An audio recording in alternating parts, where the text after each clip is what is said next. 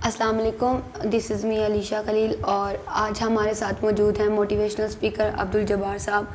तो अब्दुल जब्बार साहब से आज हम कुछ बातें करेंगे, कुछ सवाल पूछेंगे। जी अब्दुल जब्बार साहब, आप हमेशा एक ग्रुप के सामने बात करते हैं, लेकिन आपने कभी उसके बारे में कुछ बताया नहीं, ना कभी आपने उसका कोई मकसद बताया। तो what is a group? Basically A group एक सोच है जो आज से कुछ साल पहले एक इंसान के दिमाग में आई थी। कौन था वो इंसान? It's me Abdul Jabbar. तो अब ये मेरी ज़िंदगी का मकसद बन गया है। तो ये आपको मैं पूरा बता देता हूँ कि ये मकसद क्या है। क्या मकसद है ए ग्रुप का? और ये मकसद ये है कि पाकिस्तान की तकरीबन कुल पॉपुलेशन जो है वो 23 करोड़ है। 23 करोड़ आबादी में से जो 70% जो पॉपुलेशन है वो देहात पर मुश्तमिल है।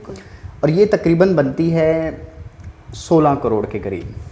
अब इस 16 करोड़ में से 90% जो पॉपुलेशन है वो ऐसे लोग हैं जो एक सर्कल में रहना जानते हैं और वो कभी भी उस सर्कल को, उस लाइन को क्रॉस नहीं कर पाते और करना भी नहीं चाहते। क्या वजह वो सर्कल को पार नहीं कर सकते? वजह ये है कि उन्हें कभी बताया ही नहीं गया कि इसके बाहर भी कोई दुनिया है। स्किल एजुकेशन, इंफॉर्मेशन और शऊर ये कभी भी नहीं उन्हें दिया गया। जबकि गवर्नमेंट कहती है कि फंडामेंटल राइट से रोटी कपड़ा मकान, ये कॉन्सेप्ट ही गलत है। फंडामेंटल राइट्स है आप तालीम दें, आप उन्हें शऊर दें, आप उन्हें स्किल दें, स्किल एजुकेशन दें। ये फंडामेंटल राइट्स है। रोटी कपड़ा मकान वो खुद ही बना लेंगे। मैंने आज तक नहीं देखा किसी गवर्नमेंट को, 70 सालों से गवर्नमेंट्स आ रही हैं जा रही हैं, कभी किसी ने किसी गरीब को घर बना के दिया। ऐसा कभी नहीं हुआ। तो मैं यहाँ पे एक छोटी सी एक मिसाल देना चाहता हूँ। मेरा बिल्कुल ये मकसद नहीं है किसी को डिग्रेड करने का या किसी को नीचा दिखाने का। सही। मैं सिर्फ अपने माशरे की एक सच्चाई बयान कर रहा हूँ। तो एक शिकारी होता है, वो समंदर में से जाके एक मगरमच्छ का शिकार करके लाता है, ज़िंदा पकड़ के लाता है, अपने फार्म हाउस पर एक तालाब में छोड़ता है। तालाब होता है जंगला नमा तालाब उसने बनाया होता है, उसमें और भी चीज़ें होती हैं ताकि सेफली वो अंदर रहे, बाहर के लोगों को उससे कोई ख़तरा ना हो। तो उस तालाब में जब मगरमच्छ को वो डालता है तो वहाँ पे एक मेंढक भी होता है। अब मेंढक उस मगरमच्छ से पूछता है कि आप कहाँ से आए हैं? वो कहता है मैं समंदर से आया। कहता है वो क्या होता है? समंदर क्या होता है? कहता है समंदर बहुत बड़ा होता है। मेंढक यहाँ से जंप लगाता है, वहाँ जाके गिरता है। कहता है इतना बड़ा होता है? कहता है नहीं इतना बड़ा नहीं होता, इससे भी बड़ा होता है। वो एक और अपनी तरफ से ज़ोरदार छलांग लगा के आगे जाके गिरता है। कहता है इतना बड़ा होता है? कहता है इतना बड़ा नहीं, बहुत बड़ा होता है। तो ये 90% जो लोग हैं इनकी सोच उस मेंढक की मानते हैं। ये कहते हैं कि दुनिया सिर्फ इसी सर्कल के अंदर ही है, उससे बाहर नहीं, उसके बाहर नहीं। रीज़न वही स्किल एजुकेशन, स्टडी, तालीम, जो भी आप कह रहे हैं। तो अब ए ग्रुप का मकसद क्या है कि उनको इसके बारे में शऊर देना? बिल्कुल, ए ग्रुप का मकसद है कि मैं अपनी एक सोच लेकर आया हूँ उसमें ये कि हम इस ए ग्रुप में 3 लाख लोगों को इंक्लूड करेंगे। सही। 3 लाख लोग मुख्तलिफ़ सिटीज़ से होंगे, मुख्तलिफ़ देहातों से होंगे और वो इस काम को सरअंजाम देंगे। अलग अलग सिटीज़ में, अलग अलग देहातों में हमारे स्कूल सिस्टम्स बनाए जाएंगे जिनसे हम लोगों को बुला के बल्कि लोग खुद आएंगे, हम उनको इन चीज़ों के बताएंगे। स्किल एजुकेशन जो होती है वो किस तरह से उसको हम इन तक पहुंचा सकते हैं, हम प्रैक्टिकल भी करके दिखाएंगे, उनको सिखाएंगे कि आप कैसे आप ख़ुद को ऊपर ला सकते हैं। हमारे माशरे की मैं बात करूं, आई से अगेन कि मैं किसी को डिग्रेड नहीं कर रहा हूं।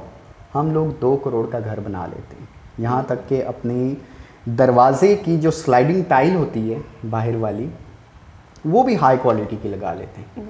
उससे आगे दरवाजे के सामने जो टूटा हुआ रोड होता है हम 20,000 उस पर नहीं लगाते, बिकॉज ये गवर्नमेंट का काम है। तो ये गवर्नमेंट नहीं करने ना, उसी का काम है। गवर्नमेंट का काम को जब तक हम खुद का काम नहीं ना समझेंगे तब तक चेंज नहीं आएगा। मैं आज भी इतने मामलात के बावजूद भी मैं कभी भी गवर्नमेंट को बुरा नहीं कहता। गलती हमारी अपनी है, हम खुद को सही कर लें। खुद को, हमारे यहाँ हर बंदा अपना चूरन बेच रहा है, लेकिन एक इंसान की सोच बदलने से सारा कुछ तो नहीं होगा। देखिए बात तो वहीं पे ही आ गई ना कि हम किसी एक इंसान की सोच नहीं बदल रहे, हम तो पूरी नेशन को बदलना चाह रहे हैं। एक ग्रुप का मकसद ही ये है कि हम लोग अलग अलग, अब शहरों में तो हर किसी ने स्किल एजुकेशन बनाया हुआ है, उनको तालीम की भी ज़रूरत नहीं है, वो पढ़ रहे हैं क्योंकि सब कुछ अवेलेबल है। देहातों में, दूर दराज कस्बों में ये चीज़ अवेलेबल नहीं है, स्किल एजुकेशन के बारे में तो उनको पता ही नहीं है ना। ठीक है, हम लोग वहाँ जाकर अपने सेटअप्स लगाएंगे। पूरे पाकिस्तान में 3 लाख लोग जो हैं वो मेरे साथ मिलेंगे इंशाल्लाह ताला, जिसमें से मैंने 150 जो लोग हैं, यूथ है जो इन चीज़ों को समझती है, वो मेरे साथ जुड़ चुकी है। और मुझे जाकर किसी के दरवाज़े खटखटाने की ज़रूरत नहीं है कि आओ आप मेरे साथ मिलो। मैं अपनी सोच बयान कर रहा हूँ, और जो मेरी सोच से मुबासलत रखता होगा इंसान, वो इंशाल्लाह ताला खुद मेरे साथ रब्ता करेगा और मेरी कंपनी में। तो आपको क्या लगता है अगर आप देहात वगैरह में जाके करें और वो इस बात पे हो जाएंगे राज़ी? देखिए, एक चीज़ उनके लिए, उनके अच्छे के लिए है, हम फ्री में सिखा रहे हैं, ठीक है, हम उनसे कोई चार्ज नहीं ले रहे हैं। फिर भी उनमें काफ़ी रेस्ट्रिक्शंस होंगी, लाइक वो हम उनको बताएंगे ना, हम उनको मोटिवेट करेंगे, हम उनको बताएंगे कि इस सर्कल के बाहर भी दुनिया है। इंडिया हर साल तकरीबन सैकड़ों की तादाद में अपने स्टूडेंट, जो यूथ होती है ना, उनको बिजनेस लेवल पे लेकर आता है। और ये चीज़ उनके स्कूलों में नहीं सिखाई जाती, उन्होंने अलग से सेटअप्स लगाए होते हैं, अलग से क्लासेस होती हैं कि how to start business, how to start up about business, anything, तमाम चीज़ें बताते हैं। हमारे यहाँ कोई बात ही नहीं करता, वो चंद लोग हैं, मैं उनका नाम नहीं ले रहा हूँ, लेकिन वो काम कर रहे हैं और बहुत अच्छा काम कर रहे हैं। इस पर करना भी चाहिए, क्योंकि जब तक हमें पता नहीं चलेगा हम कर ही नहीं सकते, कुछ भी नहीं कर सकते। तो एक ग्रुप इंशाल्लाह ताला 3 लाख लोगों को अपने साथ लेकर चलेगी और हम एक चेंज लाएंगे, सोच लाएंगे, और एक ग्रुप का जो मकसद है वो इंशाल्लाह ताला ज़रूर पूरा होगा। ए ग्रुप का जो मकसद है वो अब्दुल जब्बार साहब ने अभी हमें सारा बता दिया है। तो अब्दुल जब्बार साहब एक नई सोच लेके निकले हैं, और जो इनका 3 लाख का टारगेट है, देखते हैं वो कब तक पूरा होता है।